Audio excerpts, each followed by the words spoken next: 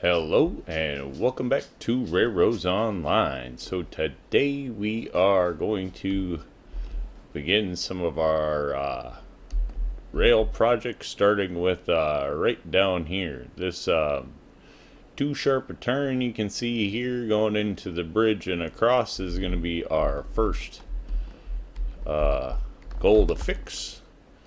So we will take the fast way down. And see what we can get done down here.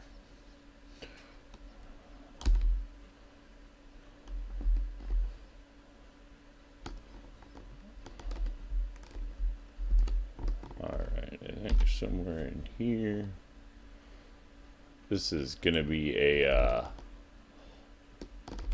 multiple episode fixing some rail and adding in some new track as we work on the bypass, so probably running a little less trains for a while, but we'll be building and improving infrastructure, which is a bit overdue excuse me.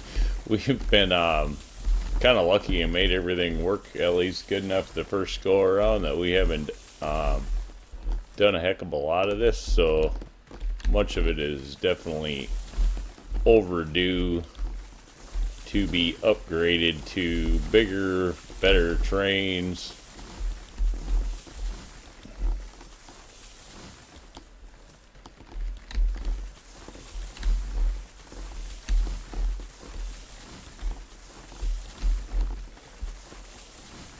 So we have to start somewhere, and since I've never liked this turn coming down the hill in the first place, it was just too sharp on still too steep a ground that it's caused derailment problems since the very first time we used it. So we will be improving it first, or hopefully we'll be improving it first.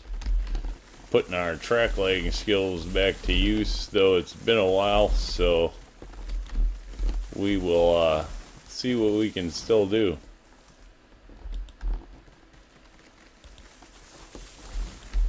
I do find it just easier to get rid of all of the trees and not mess around with too much of that in your way.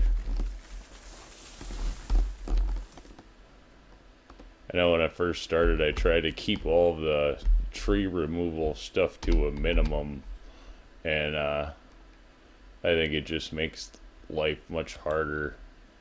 Or if you just clear cut things, it's a lot easier to see where you're at.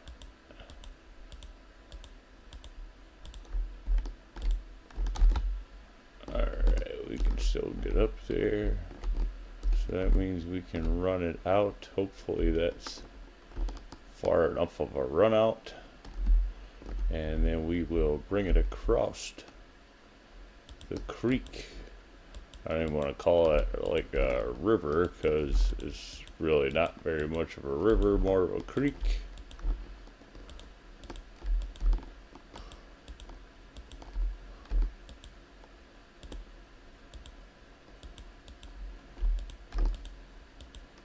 I'm assuming we're going to have to get rid of this all the way back to somewhere in here, probably, maybe even more. We'll see when we get to that point. I'm kind of, I like to just clear and get things out of the way. Of course, I haven't really done a lot of relaying a big chunk like this, so it's a little more, a little bigger project, I think, than I've fixed before. But I've learned in the process of laying track that having space is not a bad thing.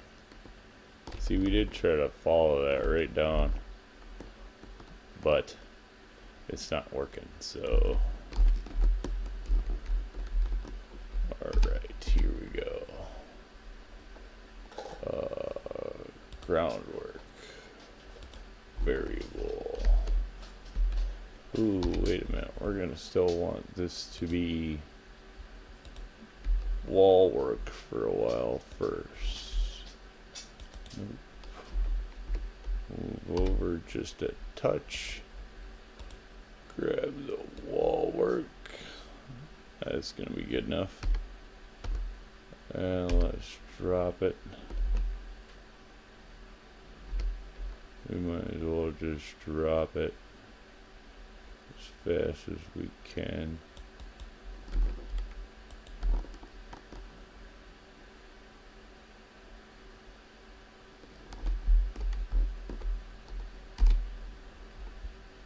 Probably should just run it all in one piece, but I was hoping that would get us down low enough to get rid of the bridge work. This might take a little longer to run out than I want, because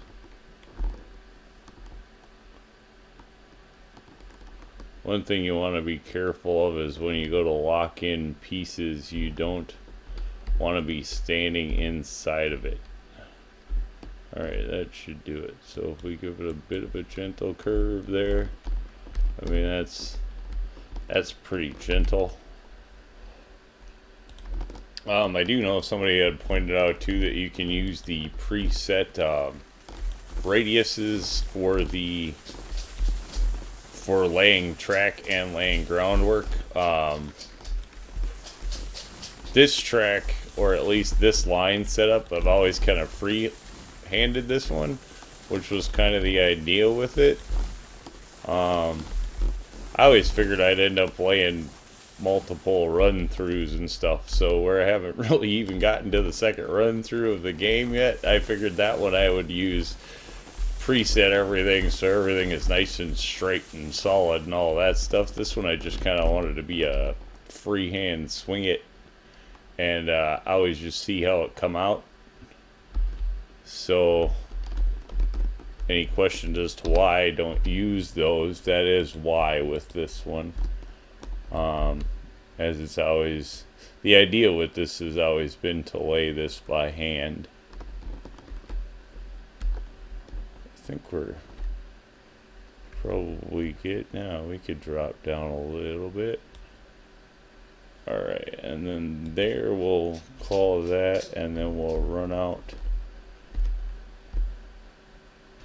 Now we will just try to keep everything nice and flat, which will run to there and here. Oops, lock it in place. That was shallow enough it bumped us up on top, so we got away with one there. You get stuck in the groundwork sometimes when you finish it when you're inside of it, so I generally like to do a walled kind of footing up to the bridge. Boy, we're making this turn pretty sharp here on the come across, but I think we can pull it off. It's kind of cool. At least now we're a little bit closer up to the waterfall. Still not up, I guess, where you can see it though, so probably should have just run the track all the way up to the waterfall just for looks, but alright, let's get some of these out of our way so we can see up the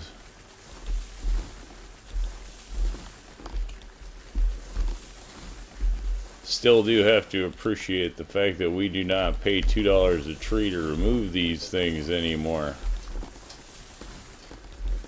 Lets us just make improvements for looks. There's the waterfall way over there in the distance. Still can't see it.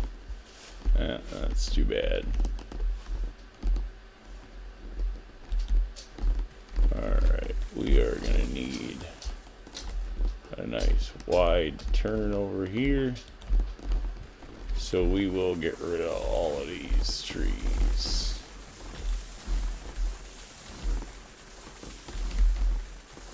Filling back up the lumber yard is what we're doing. I've always kind of looked at it like that. These trees that we cut down are the infinite supply that we have out at the lumber yard.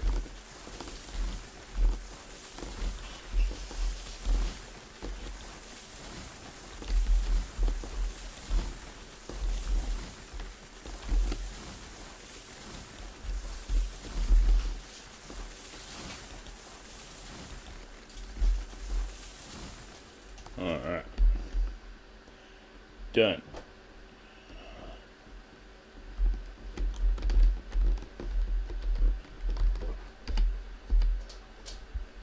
Bridge.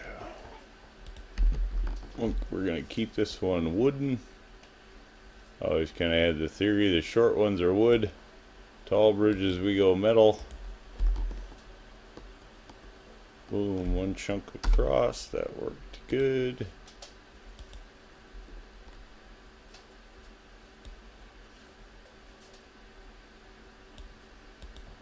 And we'll call that a footing. Grab. Boom. I thought we could probably do this one with constant grade. This probably doesn't need to be variable. We'll just kind of sweep it out best we can. And then somewhere in here, hopefully, we will meet up with our old project. Coming in at right around the right height. Alright, there we go. Demo.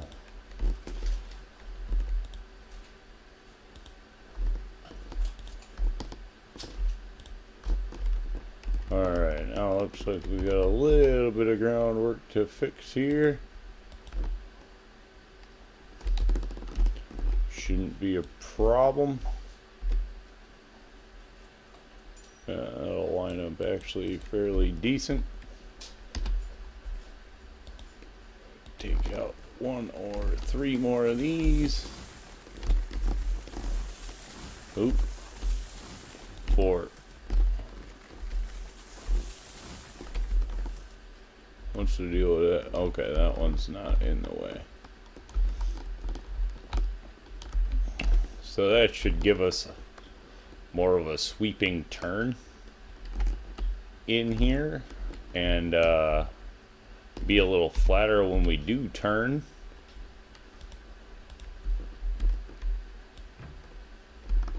Lock that in there. Try to get that first one as straight as we can, and then we'll just kind of start locking off. I generally tend to lay the track too fast. I would freely admit that. But I seem to get really, for me, I get wobblier. The slower I lay it, I tend to get wobblier.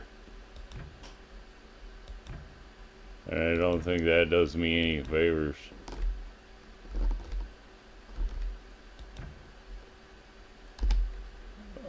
Here we're gonna need, oops.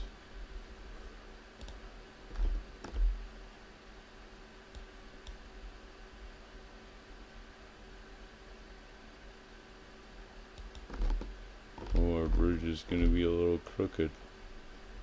It's this one.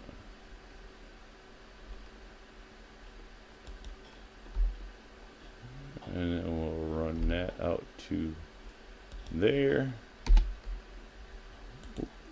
Lock that into place. Grab the rail.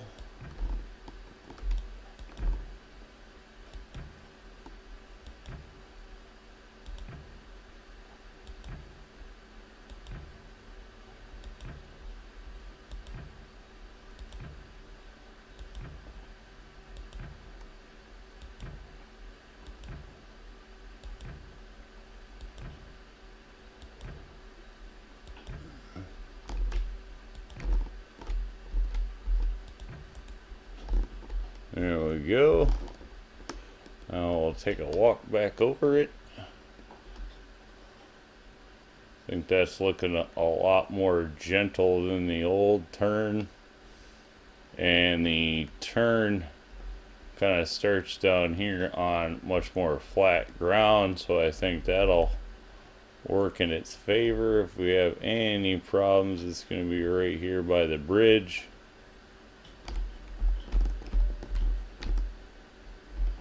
That's kind of ugh.